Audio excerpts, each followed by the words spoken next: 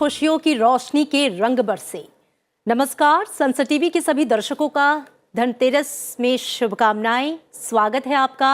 आज की खबर में मैं हूं आपके साथ अमृता चौरसिया। दिखाएंगे आपको देश दुनिया की बड़ी खबरें, खेल जगत की सुर्खियां, मौसम का हाल भी। लेकिन सबसे पहले नजर हेडलाइंस पर। धनतेरस पर 4.5 लाख लोगों को मिली अपने घर की सौगात। प्रधानमंत्री ने की गृह प्रवेश योजना की शुरुआत। कहा देश में सामाजिक और आर्थिक बदलाव लाने का प्रमुख माध्यम PMAY। प्रधानमंत्री ने लॉन्च किया रोजगार मेला। 75,000 नवनियुक्त कर्मियों को सौंपे गए नियुक्ति पत्र। मैन्युफैक्चरिंग और टूरिज्म क्षेत्र के विस्तार पर जोर। 36 ब्रॉडबैंड उपग्रहों के पहले व्यावसायिक प्रक्षेपण के लिए तैयार इसरो। LVM-3 मिशन के लिए 24 घंटे की उल्टी गिनती शुरू। 8,000 किलोग्राम तक के उपग्रहों को ले जाने की क्षमता।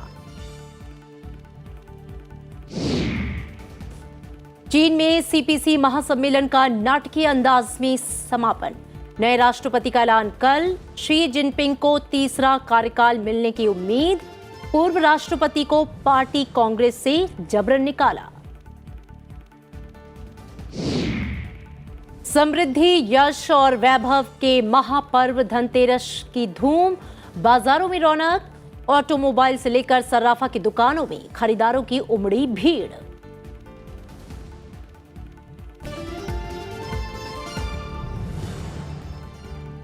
और आइए अब नजर डालते हैं कुछ मुख्य समाचारों पर।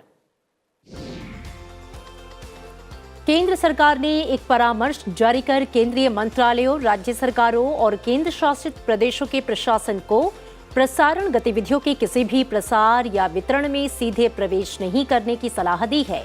प्रसारकों को प्रसार भारती के माध्यम से सामग्री प्रसारित करने के लिए कहा गया है। राष्ट्रीय पाठ्यक्रम में कौशल विकास को बढ़ावा देने के मामले में भारत अन्य देशों की तुलना में अग्रणी रहा है। रिपोर्ट के मुताबिक व्यक्तिगत तौर पर सीखने की महत्वाकांक्षाओं को पूरा करने के मामले में भारत सबसे अच्छा प्रदर्शन करने वाले देशों में एक है। निर्वाचन आयोग ने गुजरात विधानसभा चुनाव से पहले अधिकारियों के तबादले और पदस्थापना संबंधी अनुपालन रिपोर्ट भेजने में राज्य सरकार के अधिकारियों की विफलता पर कड़ा रुख अख्तियार करते हुए प्रदेश के मुख्य सचिव और पुलिस महानिदेशक से स्पष्टीकरण मांगा है। सेबी ने Bombay dyeing and manufacturing company limited और इसके प्रवर्तकों नुस्ली एंड वाडिया, नेस वाडिया और जहांगीर वाडिया को 2 साल तक प्रतिभूति बाजारों में लेन देन करने से रोक दिया है। साथ ही कंपनी के वित्तीय बयानों को गलत तरीके से पेश करने पर 15 करोड़ 75 लाख रुपए का जुर्माना भी लगाया है। जम्मू कश्मीर की राजधानी श्रीनगर में अलग अलग जगहों पर आज राज्य जांच एजेंसी ने छापेमारी की। श्रीनगर रेजिडेंसी रोड सहित अन्य जगहों पर आज SIA की टीम सुरक्षा बलों के साथ पहुंची। मध्य प्रदेश के रीवा जिले में एक बस के खड़े ट्रेलर से टकराने से बस में सवार 15 लोगों की मौत हो गई और 35 से अधिक अन्य घायल हो गए। प्रधानमंत्री और मुख्यमंत्री ने घटना पर शोक जताया है और मुआवजे का ऐलान किया है। उत्तराखंड में चमोली जिले के थराली क्षेत्र में 3 मकानों के भूस्खलन की चपेट में आने से 4 लोगों की मौत हो गई, जबकि एक अन्य घायल हो गया। SDRF की टीमों को मौके पर भेजा गया है। अरुणाचल प्रदेश में हुए हेलीकॉप्टर हादसे के बाद से लापता 5वें व्यक्ति का शव मिलने के साथ मृतकों की संख्या 5 हो गई है। दुर्घटना के कारणों का पता लगाने के लिए जांच जारी है। जॉर्जिया मेलोनी ने इटली की पहली महिला प्रधानमंत्री के तौर पर शपथ ली। वो राष्ट्रीय सरकार का नेतृत्व करने वाली पहली धुर दक्षिणपंथी नेता हैं। अमेरिका में संघीय अपीलीय अदालत ने छात्रों का अरबों डॉलर का कर्ज माफ करने की राष्ट्रपति जो बाइडेन की योजना पर अस्थायी रोक लगा दी है।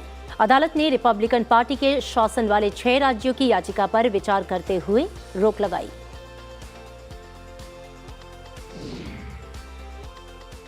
और आइए अब खबरें विस्तार से। मध्य प्रदेश में 4.5 लाख लोगों के लिए गृह प्रवेश योजना की शुरुआत करते हुए प्रधानमंत्री नरेंद्र मोदी ने कहा कि प्रधानमंत्री आवास योजना देश में सामाजिक आर्थिक बदलाव लाने का एक प्रमुख माध्यम बन गई है। मध्य प्रदेश के सतना जिले में PMAY के 4.5 लाख से अधिक लाभार्थियों के लिए रिमोट का बटन दबाकर गृह प्रवेश योजना की प्रधानमंत्री ने शुरुआत की। इस मौके पर आयोजित समारोह को संबोधित करते हुए प्रधानमंत्री ने कहा कि पहले की सरकारों ने गरीबी हटाने का नारा गढ़ने के अलावा गरीबों के लिए और कुछ नहीं किया।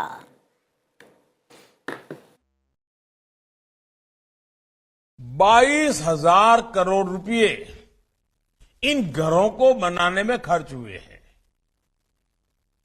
अब आप भी सोच सकते हैं 22,000 करोड़ गए कहां? घर बना, लेकिन जिन पैसों से घर बना ना, वो पैसे मध्य प्रदेश के अलग अलग कामों में गए, लोगों के घरों में गए, लोगों की दुकान चलाने वालों को मिले, कारखाना चलाने वालों को मिले, ताकि लोगों की आय बढ़े। पहले का अर्थ ये है, ये घर सबके लिए तरक्की लेकर आ रहे हैं। जिसको घर मिलता है उनको भी तरक्की होती है, और जिस गांव में घर बनते हैं उन गांव वालों की भी तरक्की होती है।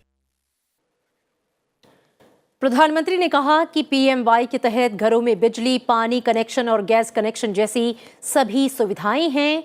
उन्होंने कहा कि ये लाभार्थियों को उनके सपनों को पूरा करने की ताकत देगा। आप सभी लाभार्थियों को आपके अपने पक्के घर की बधाई देता हूं, और मैं कल्पना कर सकता हूं कितनी खुशी है आपको। खुद का घर 3-3, 4-4 पीढ़ियां गई होगी, कभी खुद के घर में दिवाली नहीं मनाई होगी। आज जब आप अपने बच्चों के साथ खुद के घर में धनतेरस और दीपावली मना रहे हैं, तो आपकी जिंदगी में ये दिया का प्रकाश एक नई रोशनी लेकर के आएगा। मैं आपको बहुत बहुत शुभकामनाएं देता हूं। परमात्मा के आशीर्वाद आप पर बने रहे, और आपको ये नया घर नई प्रगति का एक कारण बन जाए, यही मेरी शुभकामना है। बहुत बहुत धन्यवाद। मैन्युफैक्चरिंग और टूरिज्म से बहुत सारे रोजगार पैदा होते हैं। सरकार इन क्षेत्रों के विस्तार पर ध्यान दे रही है। प्रधानमंत्री नरेंद्र मोदी 10 लाख लोगों की भर्ती अभियान रोजगार मेले की शुरुआत करते हुए उन्होंने ये बातें कही। उन्होंने पहले चरण में चयनित 75,000 से अधिक युवाओं को नियुक्ति पत्र दिए। प्रधानमंत्री नरेंद्र मोदी ने कहा कि 10 लाख लोगों की भर्ती के लिए शुरू किया गया रोजगार मेला पिछले 8 सालों में रोजगार स्वरोजगार के लिए सरकार के प्रयासों में महत्वपूर्ण मील का पत्थर है। उन्होंने कहा कि स्टार्टअप इंडिया अभियान ने देश के युवाओं के सामर्थ्य को पूरी दुनिया में स्थापित कर दिया। आज देश में 80,000 से अधिक स्टार्टअप हैं। प्रधानमंत्री ने कहा कि आज हमारा सबसे अधिक बल युवाओं के कौशल विकास पर है। प्रधानमंत्री कौशल विकास योजना के तहत उद्योगों की जरूरतों के हिसाब से युवाओं को ट्रेनिंग देने का बहुत बड़ा अभियान चल रहा है।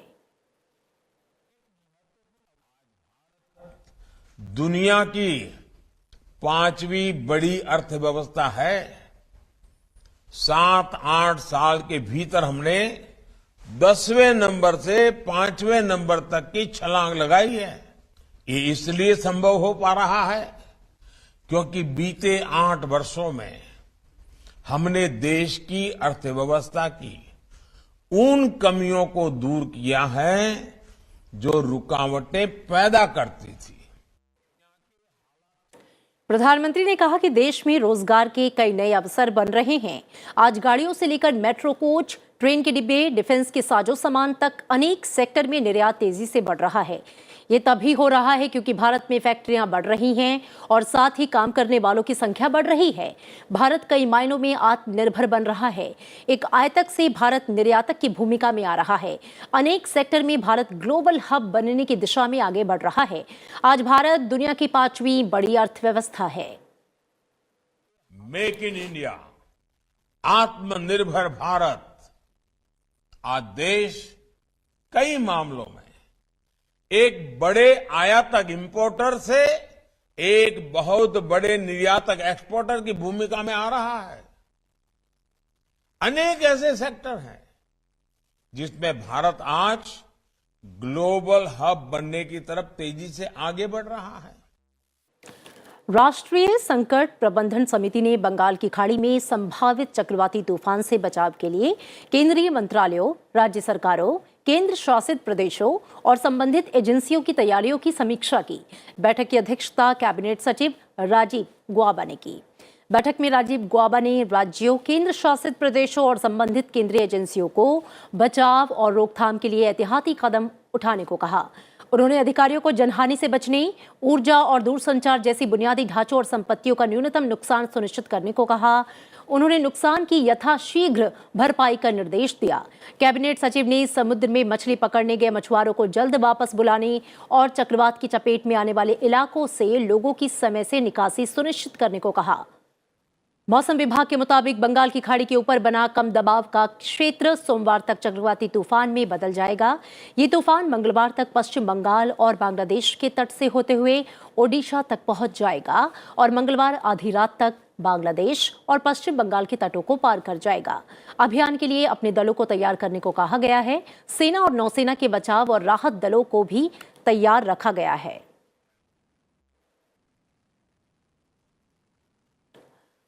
और इसरो अपने सबसे भारी रॉकेट LVM-3M2 के जरिए 36 ब्रॉडबैंड संचार उपग्रहों का पहला व्यावसायिक प्रक्षेपण करने के लिए पूरी तरह से तैयार है, जिसकी उल्टी गिनती आंध्र प्रदेश के श्रीहरिकोटा स्थित सतीश धवन अंतरिक्ष केंद्र में शुरू हुई। लगभग 43.5 मीटर लंबे रॉकेट का प्रक्षेपण रविवार रात 12:07 पर तय है। इसे 8000 किलोग्राम तक के उपग्रहों को ले जाने की क्षमता वाले सबसे भारी उपग्रहों में से एक के रूप में करार दिया गया। इसरो ने कहा कि रविवार का प्रक्षेपण महत्वपूर्ण है क्योंकि LVM-3M2 मिशन इसरो की वाणिज्यिक शाखा न्यू स्पेस इंडिया लिमिटेड के लिए पहला समर्पित वाणिज्यिक मिशन है। मिशन को न्यू स्पेस इंडिया लिमिटेड और ब्रिटेन स्थित नेटवर्क एक्सेस एसोसिएट्स लिमिटेड के बीच वाणिज्यिक व्यवस्था के हिस्से के रूप में चलाया जा रहा है। अंतरिक्ष एजेंसी के अनुसार इस मिशन के तहत वन वेब के 36 उपग्रहों को ले जाया जाएगा, जो कि 5796 किलोग्राम तक के पेलोड के साथ जाने वाला पहला भारतीय रॉकेट बन जाएगा। भारत की भारतीय इंटरप्राइजेज वन वेब में एक प्रमुख निवेशक है।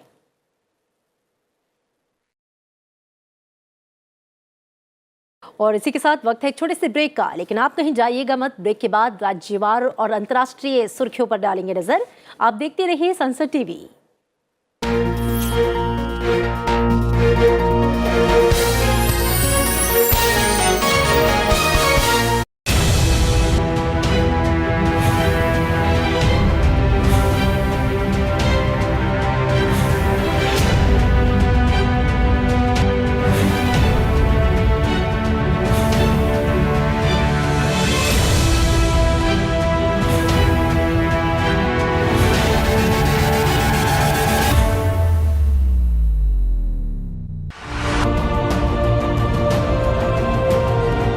नारी से ही खुशियाँ सारी है, संभाली उसने हर जिम्मेदारी है। जी हाँ, घर परिवार से आगे अब बाहर आई नारी है। तुम चलती रहो, चलती रहो, चलती रहो, सफलता तुम्हारी है। और इसी सफलता के उत्सव को हम मनाएंगे संसद टीवी पर। देखना ना भूलिए अपना आसमान, सोमवार शाम 6 बजे सिर्फ संसद टीवी पर।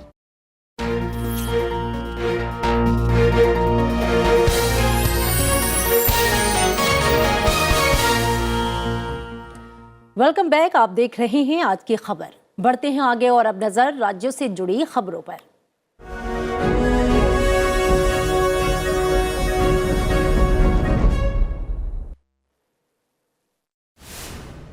कांग्रेस सांसद राहुल गांधी ने पार्टी की भारत जोड़ो यात्रा के 45वें दिन की शुरुआत कर्नाटक के रायचूर के येरागेरा गांव से की। बीएसपी अध्यक्ष मायावती ने पार्टी को निकाय चुनाव लड़ने की तैयारी के निर्देश दिए हैं। लखनऊ में पार्टी कार्यकर्ताओं के साथ बैठक में उन्होंने कार्यकर्ताओं को मुस्तैदी से काम करने का निर्देश दिया। कांग्रेस ने हिमाचल प्रदेश विधानसभा चुनाव के लिए अपने 4 उम्मीदवारों की तीसरी सूची जारी की। राज्य की 68 विधानसभा सीटों के लिए 12 नवंबर को मतदान होना है और मतों की गिनती 8 दिसंबर को होगी। जम्मू कश्मीर के उपराज्यपाल मनोज सिन्हा ने जम्मू कश्मीर आरक्षण अधिनियम 2004 के तहत 15 नए वर्गों को शामिल करके सामाजिक जाति सूची को फिर से बनाने का आदेश जारी किया। सूची में नए वर्गों में जाट, पश्चिमी पाकिस्तानी शरणार्थी, गोरखा, वाघी, पोनी, वालस शामिल हैं। राजस्थान सरकार ने संविदा के आधार पर रखे गए 31,000 से अधिक ग्राम पंचायत सहायकों, शिक्षा कर्मी और पैरा टीचर का वेतनमान संशोधित करने का फैसला किया है। दिल्ली के पटियाला हाउस कोर्ट ने 200 करोड़ रुपए के मनी लॉन्ड्रिंग मामले में अभिनेत्री जैकलीन फर्नांडीज को मिली अंतरिम सुरक्षा 10 नवंबर तक बढ़ा दी है। जम्मू क्षेत्र के सीमावर्ती जिलों को दक्षिण कश्मीर से जोड़ने वाले मुगल रोड को आज वाहनों की आवाजाही के लिए खोल दिया गया। मुगल रोड भारी बर्फबारी के कारण 2 दिन से बंद था।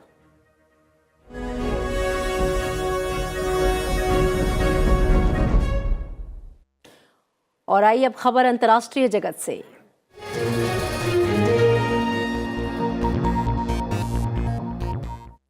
चीन में सत्तारूढ़ कम्युनिस्ट पार्टी ऑफ चाइना का 1 सप्ताह से जारी महासम्मेलन पार्टी की केंद्रीय समिति के चुनाव और राष्ट्रपति और अधिकार देने के लिए अपने संविधान में बदलाव सहित कई प्रस्तावों को पारित करने के साथ ही संपन्न हो गया। नवनिर्वाचित केंद्रीय समिति में लगभग 370 वरिष्ठ नेताओं को शामिल किया गया। शीर्ष नेताओं की केंद्रीय समिति की बैठक रविवार को राजनीतिक ब्यूरो के चुनाव के लिए होगी। राजनीतिक ब्यूरो शक्तिशाली स्थायी समिति का चुनाव करेगी जिसमें 7 सदस्य होते हैं। चीन में सत्तारूढ़ कम्युनिस्ट पार्टी ऑफ चाइना का महासम्मेलन नाटकीय अंदाज में संपन्न हुआ। मीडिया के सामने ही पूर्व राष्ट्रपति हु जिनताओ को जबरन मंच से उतार दिया गया। हु जिनताओ राष्ट्रपति जिनफिंग और अन्य शीर्ष नेताओं के साथ ग्रेट हॉल ऑफ पीपल्स में पहली कतार में बैठे थे कि तभी 2 लोगों ने उन्हें बैठक से जाने को कहा। माना यह जा रहा है कि वे 2 व्यक्ति सुरक्षाकर्मी थे। ये घटना तब हुई जब 2296 प्रतिनिधियों की भागीदारी वाली बैठक को कवर करने के लिए स्थानीय और विदेशी मीडिया को अनुमति दी गई। और आइए सीधा रुख करते हैं, मेरे सहयोगी अखिलेश सुमन मेरे साथ जुड़ गए हैं इस खबर पर जानकारी के लिए। अखिलेश जी, सबसे बड़ा सवाल तो यही है कि चीन में राष्ट्रपति चुनाव को लेकर आगे की क्या तैयारी है और जो बैठक हुई उसमें क्या क्या महत्वपूर्ण निर्णय लिए गए, और शी जिनपिंग को लेकर, उनके भविष्य को लेकर क्या तीसरी बार राष्ट्रपति बनने की उम्मीद नजर आ रही है?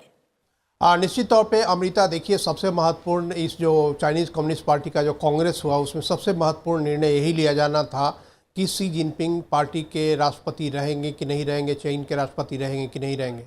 तो चीन के राष्ट्रपति भी वो रहेंगे और चीन के जो स्टैंडिंग कमेटी है उसके सेक्रेटरी जनरल भी वो रहेंगे, लेकिन इसकी घोषणा कल की जाएगी। जो चीन का पूरा संविधान है उस संविधान के मुताबिक अभी चीन में तकरीबन चीन की कम्युनिस्ट पार्टी में 1 करोड़ 70 लाख मेंबर हैं और उस 1 करोड़ 70 लाख मेंबर्स में से 2296 डेलीगेट्स चुने गए और उनमें से 205 जो है वो रेगुलर सेंट्रल कमेटी के मेंबर होंगे। उसके अलावा जो 171 जो है उनको कहा गया है कि वो अल्टरनेट मेंबर होंगे। मतलब 376 सदस्यीय जो सेंट्रल कमेटी होगी वो कल 25 सदस्यीय पोलित ब्यूरो का चुनाव करेगी और 25 सदस्यीय पोलित ब्यूरो जो चुनाव होगा उसमें से 7 जो है स्टैंडिंग कमेटी के मेंबर चुने जाएंगे और उन्हीं 7 स्टैंडिंग कमेटी के मेंबर से एक जनरल सेक्रेटरी, और जो जनरल सेक्रेटरी होगा वही चीन का राष्ट्रपति होगा।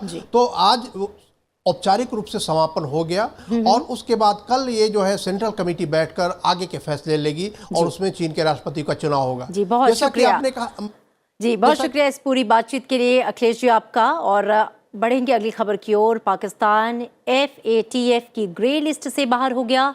सूची से बाहर होने के बाद पाकिस्तान ने कहा कि वैश्विक निगरानीकर्ता को दिए गए वचन की वजह से कानून और प्रक्रिया में महत्वपूर्ण सुधार करने में मदद मिली।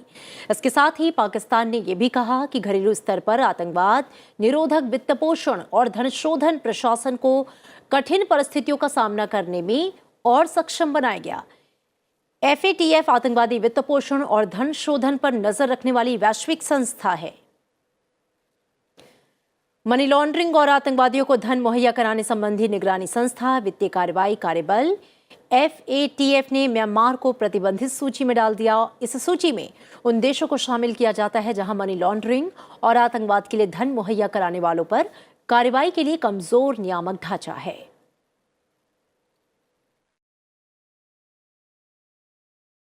यूक्रेन के सुरक्षा बलों ने दक्षिणी खेरसोन क्षेत्र में एक प्रमुख नदी पर आपूर्ति मांगों को निशाना बनाकर रूसी ठिकानों पर बमबारी की। खेरसोन में रूस द्वारा तैनात अधिकारियों ने कहा कि नीपर नदी नौका क्रॉसिंग पर यूक्रेन की ओर से हुई गोलाबारी में एक स्थानीय टीवी स्टेशन के लिए काम करने वाले 2 पत्रकारों की मौत हो गई। यूक्रेन की दक्षिणी अभियान कमान की प्रवक्ता नतालिया हुमेन्युक ने इस बात की पुष्टि की कि यूक्रेनी सेना ने क्रॉसिंग के निकट एंटोनिवस्की ब्रिज पर हमले किए। हालांकि उन्होंने कहा कि हमले रात के समय किए गए ताकि आम लोग हताहत ना हों। और आज धनतेरस का पर्व है। धनतेरस का पर्व आज देश के विभिन्न हिस्सों में मनाया जा रहा है। इस मौके पर प्रधानमंत्री और लोकसभा अध्यक्ष ने देशवासियों को बधाई दी है। कार्तिक त्रयोदशी की तिथि गणना के अनुसार कई लोग कल धनतेरस मनाएंगे। धनतेरस को धन त्रयोदशी और धनवंतरी जयंती के रूप में भी जाना जाता है। लोग इस दिन को नई खरीदारी के लिए शुभ मानते हैं। विशेष रूप से सोना, चांदी और नए बर्तनों की खरीद होती है। इस अवसर पर घरेलू उपकरणों और वाहनों की भी काफी बिक्री होती है। और अब खेल जगत से खबर। सिडनी में खेले जा रहे T20 वर्ल्ड कप के मुकाबले में आज न्यूजीलैंड ने ऑस्ट्रेलिया को 89 रनों से हरा दिया। न्यूजीलैंड की टीम ने ऑस्ट्रेलिया की टीम को 201 रनों का लक्ष्य दिया था, लेकिन ऑस्ट्रेलिया की टीम महज 111 रनों पर ढेर हो गई। डेवोन कॉनवे की 58 गेंद में नबाद 92 रन की पारी के बाद टिम साउदी और मिशेल सेंटनर के 3-3 विकेट की बदौलत न्यूजीलैंड ने T20 विश्व कप के सुपर 12 चरण के शुरुआती मैच में ऑस्ट्रेलिया को 89 रन के बड़े अंतर से शिकस्त देकर अभियान को शानदार तरीके से शुरू किया और पहले बल्लेबाजी का न्योता मिलने पर 3 विकेट पर 200 रन का विशाल स्कोर खड़ा किया। लक्ष्य का पीछा करने उतरी ऑस्ट्रेलिया टीम को सऊदी ने शुरुआती झटके दिए, तो वहीं सेंटनर ने मध्य क्रम में बल्लेबाजी को अपनी फिरकी में फंसाया, जिससे टीम 17.1 ओवर में 111 रन पर आउट हो गई। T20 अंतर्राष्ट्रीय में ये रनों के लिहाज से ऑस्ट्रेलिया की दूसरी सबसे बड़ी हार है। न्यूजीलैंड के खिलाफ टीम अपनी सरजमी पर 2011 के बाद पहली बार हारी है। और अयोध्या में 23 अक्टूबर को दीपोत्सव कार्यक्रम मनाया जाएगा। उसमें पहले अयोध्या में लेजर लाइटिंग की गई और सरयू घाट पर आरती की गई। चलते चलते आपको छोड़ जाते हैं इन खूबसूरत और मनमोहक तस्वीरों के साथ। एक बार फिर से सनसद टीवी की ओर से आपको शुभकामनाएं धनतेरस की। रखिए अपना ख्याल, दीजिए इजाजत। नमस्कार।